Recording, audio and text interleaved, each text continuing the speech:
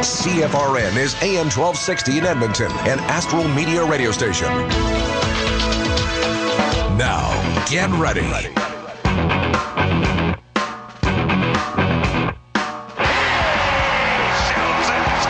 I could not believe the excitement, the adrenaline. Do you believe it? Live from Edmonton, this is the Jason Gregor Show. Yeah! On Edmonton Sports Radio. Team 1260.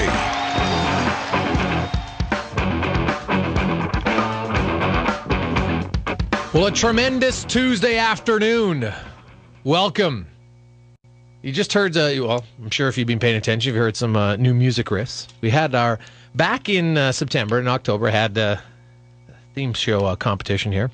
And the boys from White Lightning, Steve Bosch and Enoch Rotier, were the winners. You can check out about whitelightningmusic.com. And Enoch joins us now. Enoch, how you doing? Pretty good. Good. Now, as I got to know you guys afterwards, I realized your brother Simeon actually was the first pick a few years ago in the CFL draft, the old lineman now playing for the Hamilton Tiger Cats. You're not as big as him, per se. So are you the musical talented guy, and he was the athletic talented guy? Pretty much. Like, we were both in sports and music, actually, but I'm definitely 100 pounds smaller, and, yeah, I'm like the miniature version of him, I guess. Same little paunch, and but he was actually a good guitar player. Oh, yeah? Yeah. Really? So does he ever jam with you guys? Oh, yeah. Well, let's see. We get him to play cowbell, and just when you have a fever and stuff. But, no, we usually have a song where we get some cowbell action in every set. And I think just before he went to Hamilton last spring, then he went, and he was scaring the crap out of Steve pretty good because he's just right in his face.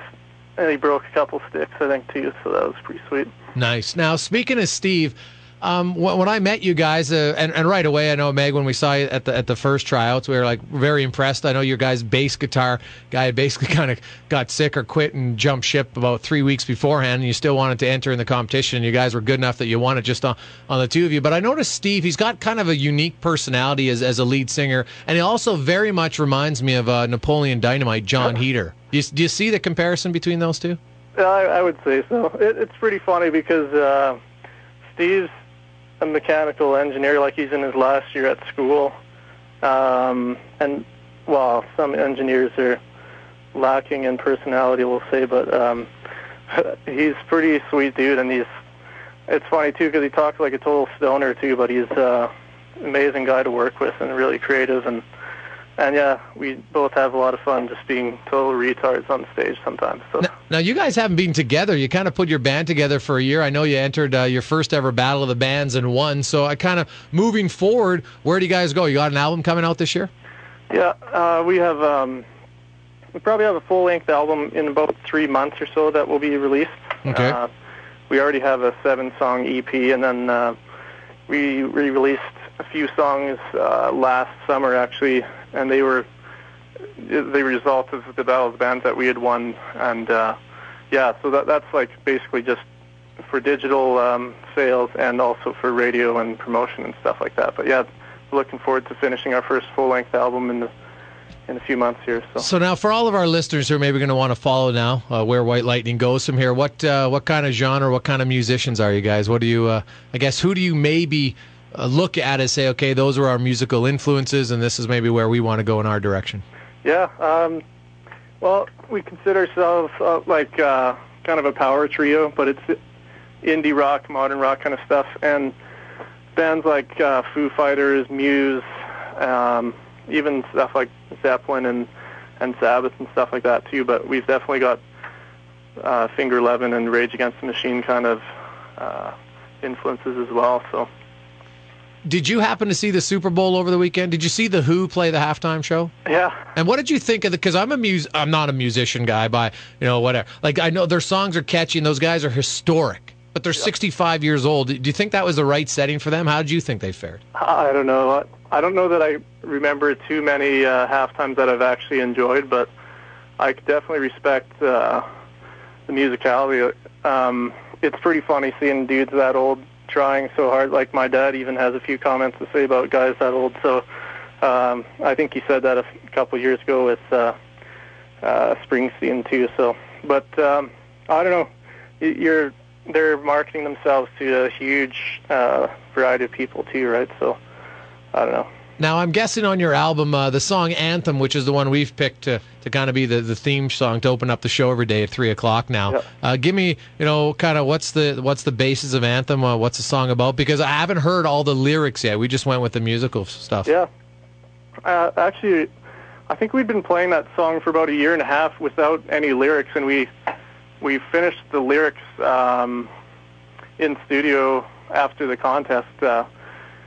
It was funny because it kind of came together, and we're like, holy crap, this totally sounds like Rage. And it's not like we were trying to copy Rage Against the Machine, but just knew that it had lots of energy, and it ended up kind of being the song about getting all political and stuff, but just different superpowers or whatever it was. I'm not even sure. We could just say that it's the axis of evil and stuff like that, How often do you guys jam together? We jam once a week, and lately it's been a lot of jamming and songwriting, but also figuring out what are the most effective ways to promote ourselves and market ourselves too. So. And you've added a new bass member, Ryan, correct? Yeah. So does that mean you guys will expect you to see you on stage here soon? Oh yeah, and he's awesome too. We just played our first show with him after jamming for only 3 weeks, and it was pretty epic. So it definitely raises the bar in so many ways, and we're definitely looking forward to playing lots of shows with him. So. Well, we're definitely going to be following you guys. Next time you have a show, expect to be getting an email or a phone call updating us on when we can get out there and check out White Lightning. Anybody out there who's interested, go to whitelightningmusic.com. It was great meeting you and Steve Enoch. I'm sure we'll keep in touch, and best of luck with everything. Make sure to keep us updated so we can tell everybody where to go to watch White Lightning, and hopefully see you boys moving up the tracks very soon. Yeah, for sure. Well, we really appreciate it, Jason. So have an awesome week. Hey, you too, man. Okay, take care. Cheers. Enoch Rotier and Steve. And Steve, he said it right. When he said he was an engineer, I kind of laughed because he is one of those guys. He honestly, his mannerisms, I thought John Heder right away from Napoleon Dynamite. When he was on stage, and Meg, I know you saw him, it was uncanny how similar they looked and almost sounded. They were fun to watch too. They were like, just especially because he did look like so much like John Heder, but they were just very interesting to watch. They didn't get boring. And hopefully the boys can go somewhere. So hopefully, who knows, just listen to some of their songs. I know we kind of have a deal where anytime they get a new one, and that was the whole part of it. So maybe you get a young Canadian band and you can help them out, and we don't have to pay to play their songs on our show, which is great, and gives them a little extra exposure. So whitelightningmusic.com. Check them out. Good guys. I know they got their blog and everything, their MySpace. If you want to go to their website, then you can check out everything else.